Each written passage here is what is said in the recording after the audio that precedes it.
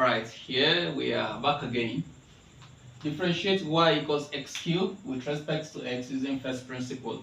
So we'll proceed like we did in the case of y equals to x squared.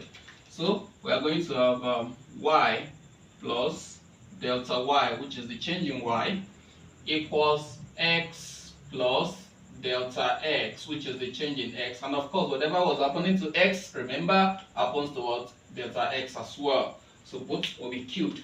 Now we need to expand the right hand side.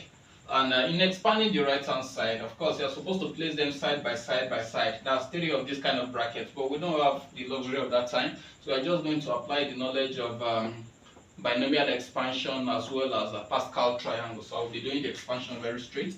So that's going to be y plus delta y. Y plus delta y is going to be equals to x cubed by the expansion of the right hand side. That's going to be x cubed plus 3x squared delta x plus 3x delta x squared, and then plus delta x cubed.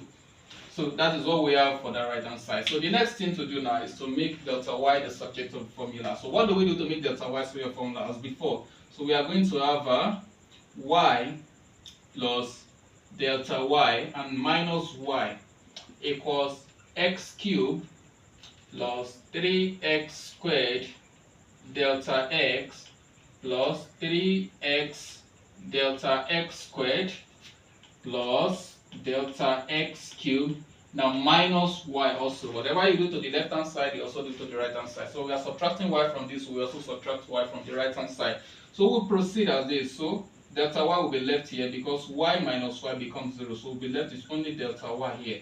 So delta y will be equals to x cubed plus 3x squared delta x plus 3x delta x squared, and then plus delta x cubed. And when we get to this point, instead of us writing minus y, we come to the equivalent of y from the very first question, and that's going to be minus x raised to power 3 in the place of y.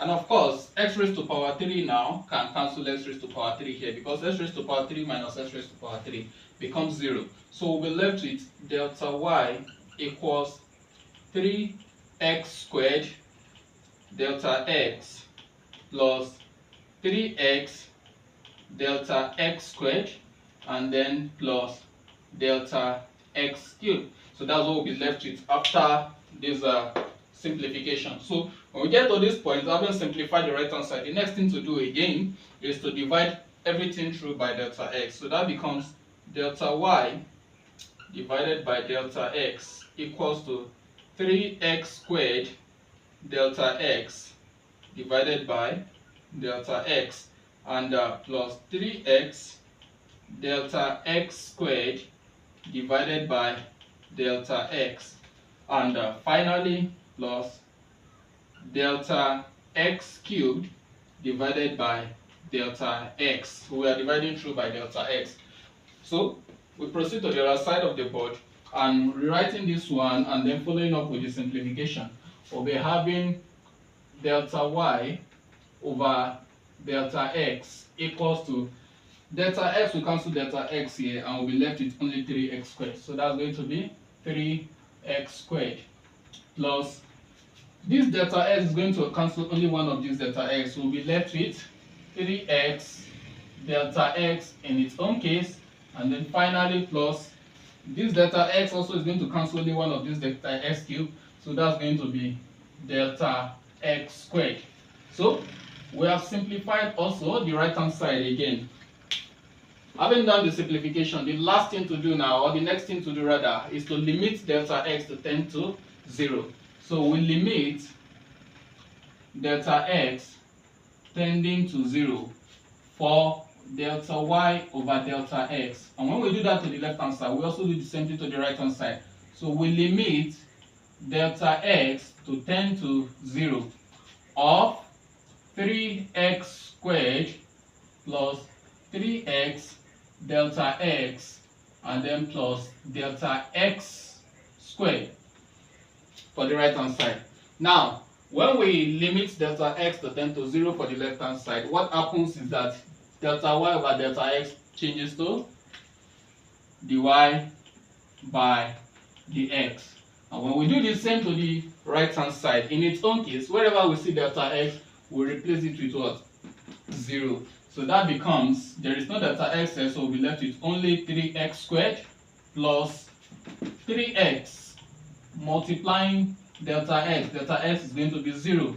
And then finally plus delta x squared, that's going to be 0 squared. So therefore, our dy by dx becomes 3x squared plus 0 and then plus another 0.